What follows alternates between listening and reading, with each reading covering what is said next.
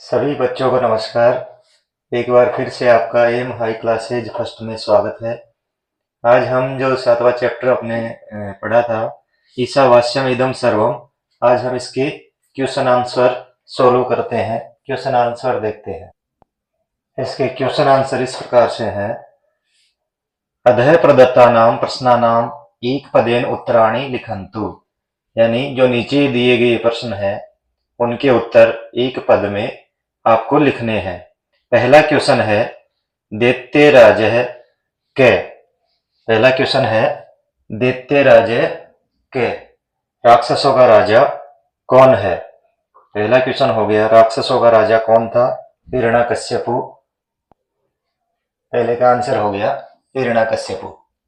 दूसरा क्वेश्चन है कि हिरण्यकशिपु ध्यायन्ति, यानी जो हिरण्यकश्यप जो राक्षस था उसका ध्यान कौन करते हैं? तो इसके आंसर हो गया राक्षसा, यानी जो राक्षस लोग थे वो हिरण्यकश्यप का ध्यान करते थे, उसको मानते थे।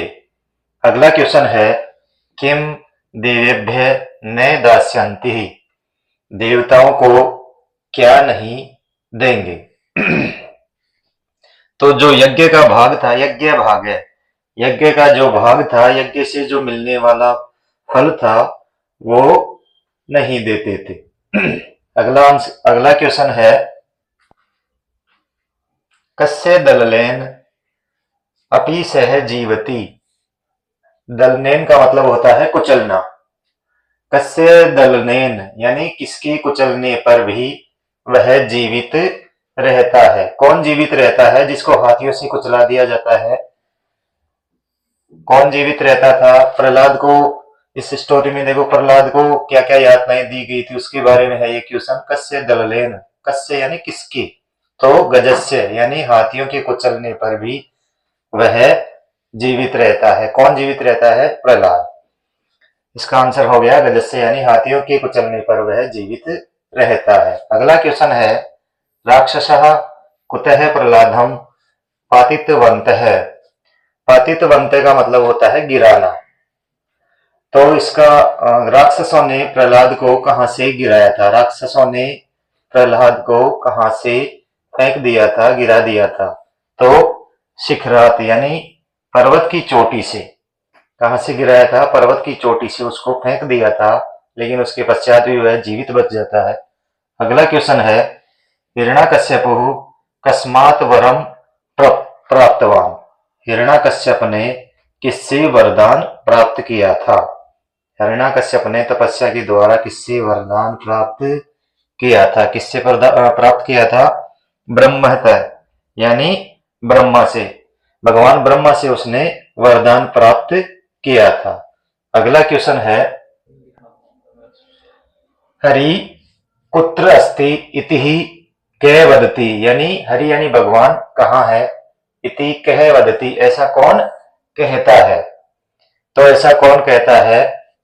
हरि कुत्र अस्ति यानी हरि कहाँ है, यह कौन कहता है? इसका आंसर होगा हिरण्यकश्यपु।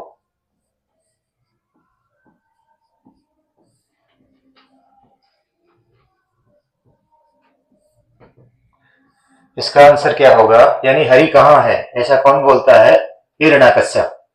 अगला क्वेश्चन है अधः प्रदत्तानां प्रश्नानां पूर्ण वाक्येन उत्तराणि लिखन्तु, यानी नीचे दिए गए प्रश्नों के उत्तर पूर्ण वाक्य में लिखने हैं। तो इसके पहला क्वेश्चन है कि भीतः तिष्ठन्ति, कौन डर के मारे बैठे हैं? तिष्ठन्ति का मतलब होता है बैठना। कौन डर के बैठे हैं?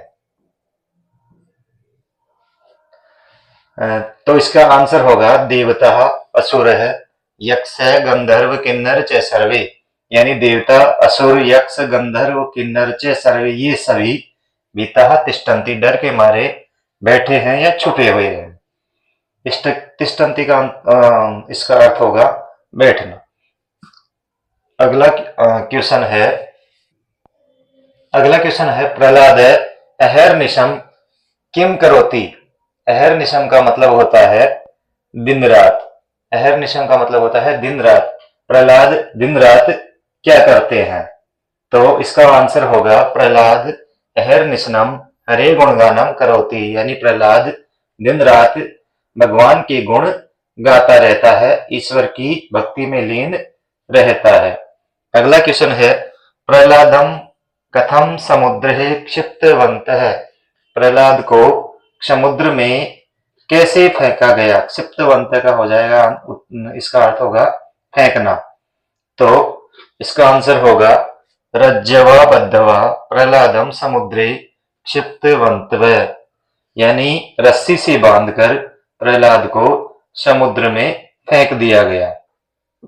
अगला क्वेश्चन है नरसिंह कथम बहि आगच्छन्ति, भगवान नरसिंह कैसे ही बाहर निकलते हैं। इसका आंसर होगा नरसिंह महता गर्जनेन स्तंभात बहि आगच्छति, यानी भगवान नरसिंह महता गर्जनेन यानी बहुत जोर से गर्जना करते हुए स्तंभात बहि यानी उस खंबे से बाहर निकलते हैं। कहां से बाहर निकलते हैं? खंबे से। अगला क्वेश्चन है हिरण्यकशिपु केन स्तंभम भक्षयामि इति वदति, हिरण्यकश्यप किससे खंबा काटने की बात कहता है। वदति यानी बोलता है या कहता है। इसका आंसर होगा हिरण्यकश्यपु खड्गेन स्तंभम भक्षयामि इति वदति, हिरण्यकश्यप क्या कहते हैं कि तलवार से खंबे को काटने की बात कहते हैं। तलवार से, खड्गेन यानी तलवार से, स्तंभम यानी उस खंबे को तोड़ने की बात कहते हैं। तीसरा क्वेश्चन है उदाहरण अनुसारम रिक्त स्थानानि पूरयन्तु, उदाहरण के अनुसार रिक्त स्थानों की पूर्ति करो। इसमें आपको खाली स्थान दिए गए हैं शब्द रूप के, एक वचन, द्विवचन और बहुवचन में। इसमें एक उदाहरण के द्वारा इसमें समझाया गया है। आगे आपको एक वचन का हो, द्विवचन का हो, बहुवचन का एक रूप दे रखा है, बाकी आपको खुद से करने हैं। एक उदाहरण के द्वारा एक आपको दे रखा है, समझा रखा है। इसमें देखो रामेण रामाभ्याम रामई, ये तृतीय विभक्ति का एक वचन, द्विवचन और बहुवचन है। कौन सी विभक्ति का है? तृतीय विभक्ति का है ये। रामेण रामाभ्याम रामई कौन सी विभक्ति हो गई इसमें? तृतीय। तो इसमें अगला इसमें दे रखा है चमसेन, चमसेन यानी चम्मच।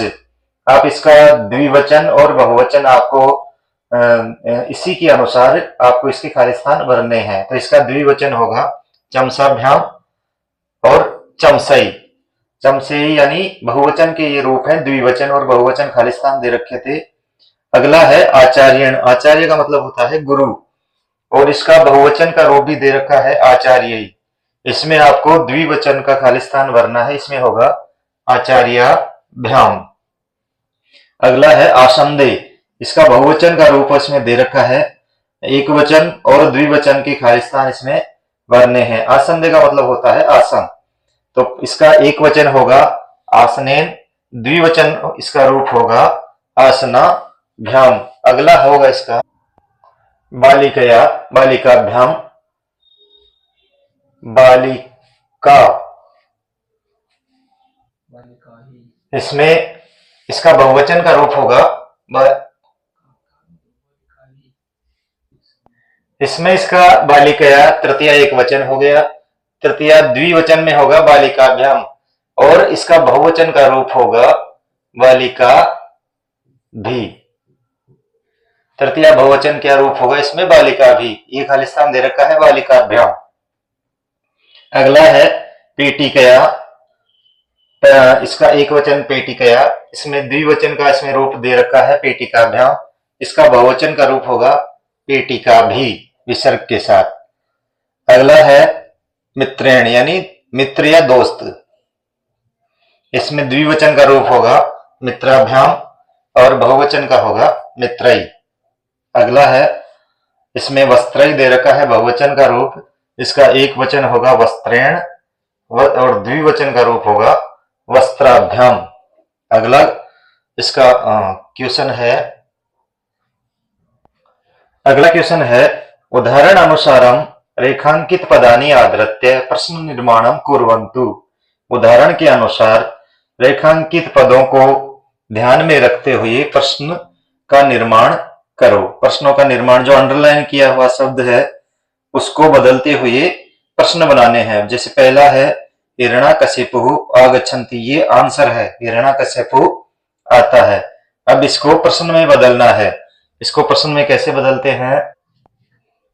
तो हिरण्यकशिपु आगच्छन्ति, इसका प्रश्न बनाते वक्त हिरण्यकशिपु को चेंज करना था, तो वो किसी नाम है, तो अगर वह पुल्लिंग है तो उसकी जगह क्या आ जाएगा?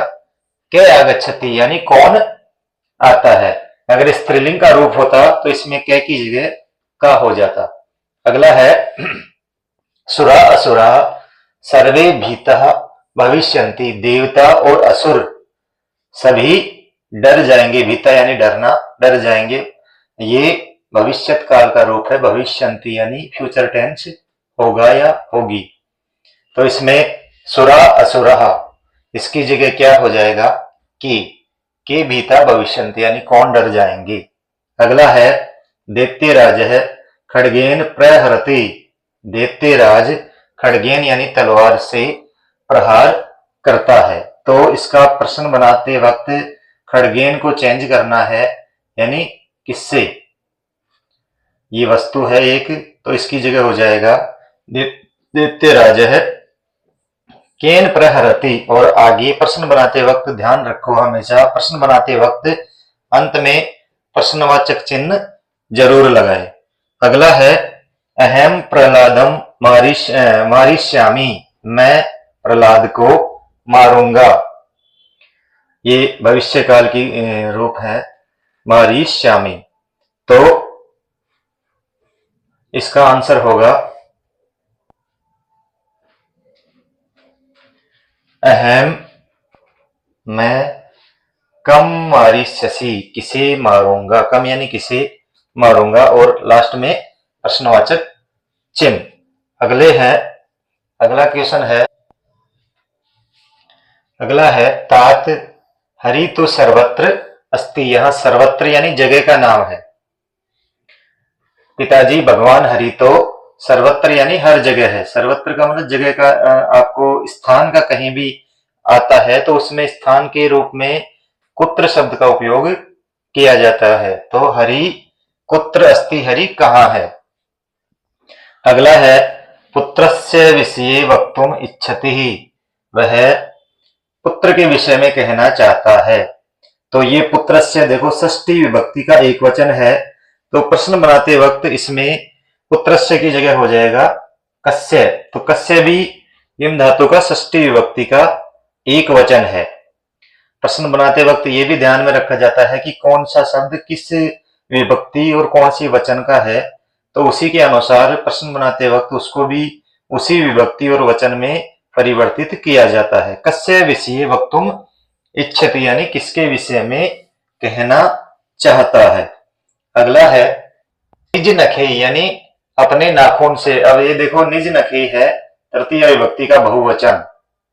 हिरण्यकश्यपम मारितवान, भगवान नरसिंह ने अपने नाखूनों से हिरण्यकश्यप को मारा। तो अब इसका प्रश्न बना रहे हैं, तो ये कई निज नखे की जगह चेंज हो गया कई, ये भी तृतीय विभक्ति का बहुवचन का रूप ही है। नरसिंह है कई हिरण्यकश्यपम मारितवान, नरसिंह ने हिरण्यकश्यप को मारा।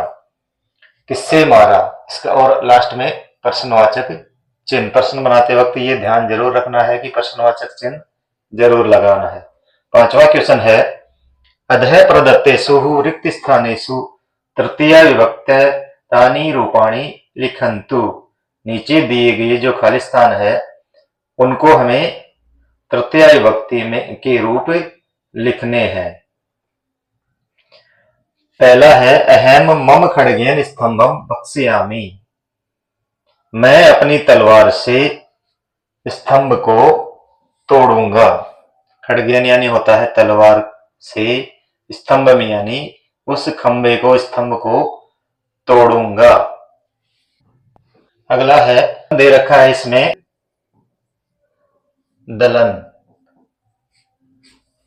अब इसको तृतीय विभक्ति में परिवर्तन करना है तो इसका हो जाएगा पद दलनेन, यानी हाथी के पैर से कुचले जाने पर भी वह जीवित रहता है। कौन जीवित रहता है?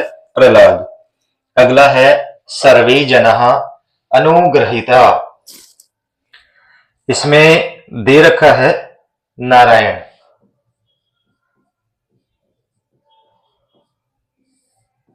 इसको तृतीय विभक्ति में बदलना है तो इसका हो जाएगा सर्वे जनः नारायणेन अनुग्रहीता, सभी लोग नारायण के द्वारा अनुग्रहित है। नारायण यानी भगवान के द्वारा अनुग्रहित है।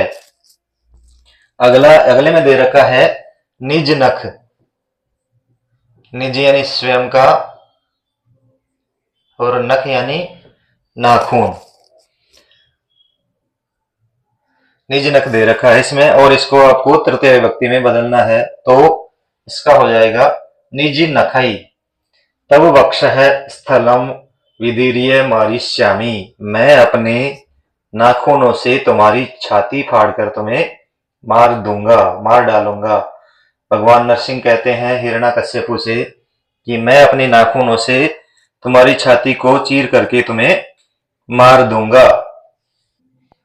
अगला है बालिका, इसमें है शिक्षिका दे रखा है,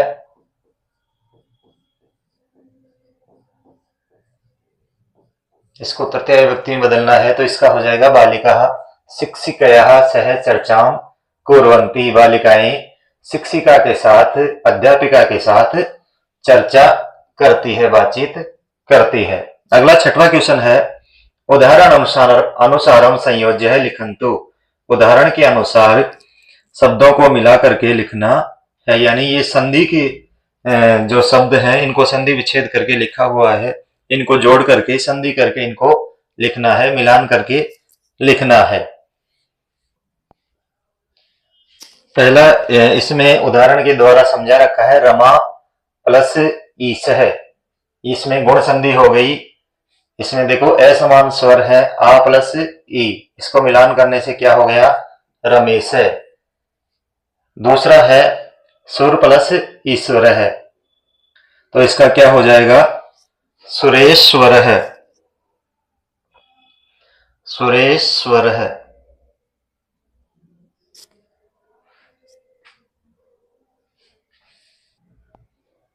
क्या हो जाएगा इसका? सुरेश्वर है। अगला है नाग प्लस इंद्र है, इसका मिलान करोगे तो क्या हो जाएगा? नागेंद्र है।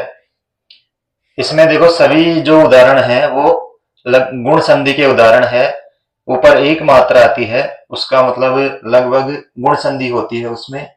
गज धन इंद्र है, इसका हो जाएगा गजेंद्र है। अगला है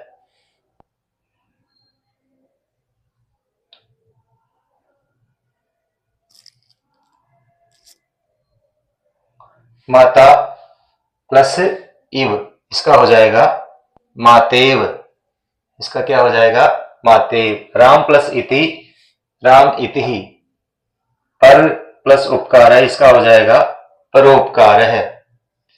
अगला है मम प्लस ऊपरी, ममोपरि। सूर्य प्लस उदय, इसका हो जाएगा सूर्योदय।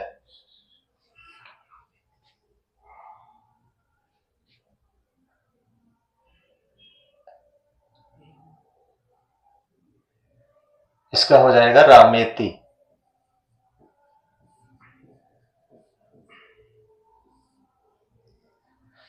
अगला है रामेण प्लस उक्तम, रामोक्तम।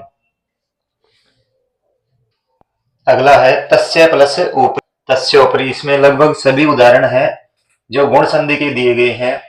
अगला है सातवां क्वेश्चन उदाहरण अनुसारम वाक्यानि वर्तमान कालतः भविष्यत काले परिवर्तयन्तु, उदाहरण के अनुसार वाक्यों को वर्तमान काल से भविष्य काल में उसको बदलना है, परिवर्तन करना है।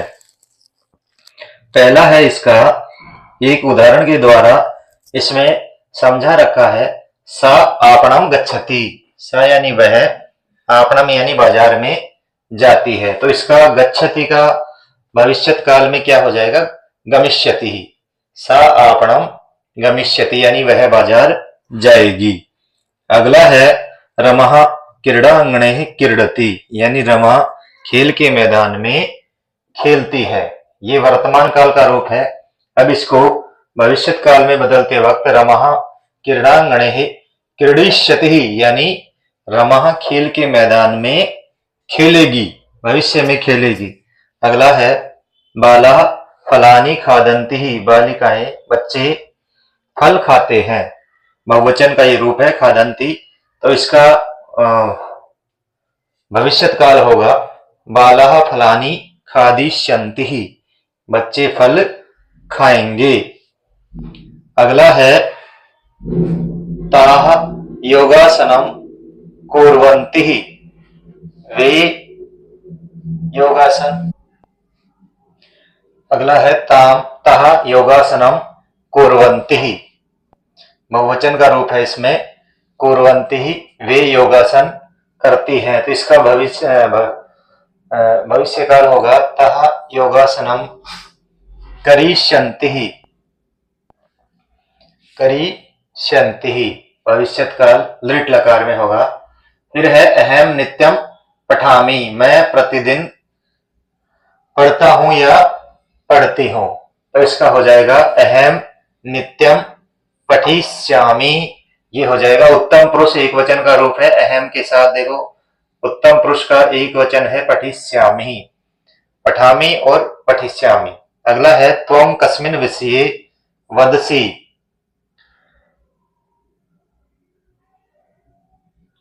ये हो गया मध्यम पुरुष एक वचन। तुम किस विषय में, वदसि यानी कहते हो, तो त्वम कस्मिन् विषये वदिष्यसि, मध्यम पुरुष एक वचन, तुम किस विषय में कहोगी। फिर है आवाम यानी हम दोनों, पाठम लिखावे, हम दोनों पाठ लिखते हैं। इसका भविष्यत काल क्या हो जाएगा, आवाम पाठम लिखिष्यावे, हम दोनों पाठ लिखेंगे। यूयम शालाम गच्छत, आप लोग स्कूल जाते हैं। तो इसका हो जाएगा गच्छत का हो जाएगा गमिष्यत, यूयम शालाम गमिष्यत यानी स्कूल जाएंगे। अगला है ते बालिके वैद्ये भवतः, ये बालिकाएं डॉक्टर बनती है। तो इसका भविष्यत काल में क्या हो गया, भवतः का हो जाएगा ते, बहुवचन का रूप है, बालिकी वैद्य भविष्यन्ति यानी बालिकाएं भविष्य में डॉक्टर बनेंगी। अगला है वयम श्लोकान स्मरामः, वयम यानी हम सब श्लोक को याद करते हैं। इसका भविष्यत काल क्या हो गया, वयम श्लोकान स्मरिष्यामः, हम श्लोकों को याद करेंगे। रिक्त स्थानानि, दिए गए उदाहरण के अनुसार रिक्त स्थानों की पूर्ति करो। इसमें एक वचन, द्विवचन और बहुवचन तीनों रूप में आपको दे रखे हैं। पहले एक उदाहरण के द्वारा समझा रखा है, फिर नीचे खाली स्थान दे रखे हैं, उन खाली स्थानों को पूर्ति करनी है। जैसे बालक है कार्यम करिष्यति ही, करिष्यत है करिष्यन्ति, बालक कार्य करेंगे, बालको कार्य है कार्यम करिष्यते, दो बालक कार्य करेंगे, बालकाः कार्यम करिष्यन्ति यानी बहुत सारे बालक मिलकर के कार्य करेंगे। इसमें एक वचन, द्विवचन और बहुवचन के ये रूप हैं। तो इसमें एक उदाहरण के द्वारा इसमें समझा रखा है। अगला है से शालाम गमिष्यति, से यानी वह, शालाम यानी स्कूल, गमिष्यति यानी जाएगी। ये एक वचन का इसमें रूप दे रखा है, आपको द्विवचन और बहुवचन के रूप इसमें करने हैं। तो से का हो जाएगा द्विवचन तौ, और बहुवचन रूप हो जाएगा से तौ ते, स्त्रीलिंग का है से तौ ते। गमिष्यति ही, गमिष्यतः, गमिष्यन्ति ही, ये भविष्यत काल में एक वचन, द्विवचन और बहुवचन। तौ शालाम गमिष्यतः, ते शालाम गमिष्यन्ति यानी वह स्कूल जाती है, वह जाता है या जाती है। तौ यानी वे दोनों स्कूल जाते हैं, जाएंगे, भविष्यत काल का है ये। वह स्कूल जाएगी, वे दोनों स्कूल जाएंगे, वे सब स्कूल जाएंगे। अगला है त्वम श्लोकम वदिष्यसि। त्वम यानी तुम, श्लोकम यानी श्लोक, वदिष्यसि यानी कहोगे। फिर है त्वम का हो जाएगा युवाम और बहुवचन में हो जाएगा यूयम। वदिष्यसि, वदिष्यथ, वदिष्यथ। युवाम श्लोकम वदिष्यथ है, युवाम यानी तुम दोनों श्लोक कहोगे, यूयम यानी तुम सब मिलकर के श्लोक कहोगे। अगला है अहम पुस्तकानि दास्यामि। अहम यानी मैं, पुस्तकानि यानी पुस्तकें, दास्यामि यानी देना, दास्यामि यानी दूंगा या देंगे। फिर है आवाम यानी अहम, आवाम और वयम। अहम यानी मैं, आवाम यानी हम दोनों, वयम यानी हम सब। इसका हो जाएगा दास्यामि, इसका हो जाएगा दास्यावह, दास्यामः। आवाम पुस्तकानि दास्यावह, वयम पुस्तकानि दास्यामः। मैं, हम दोनों और हम सब मिलकर के पुस्तक देंगे। अगला है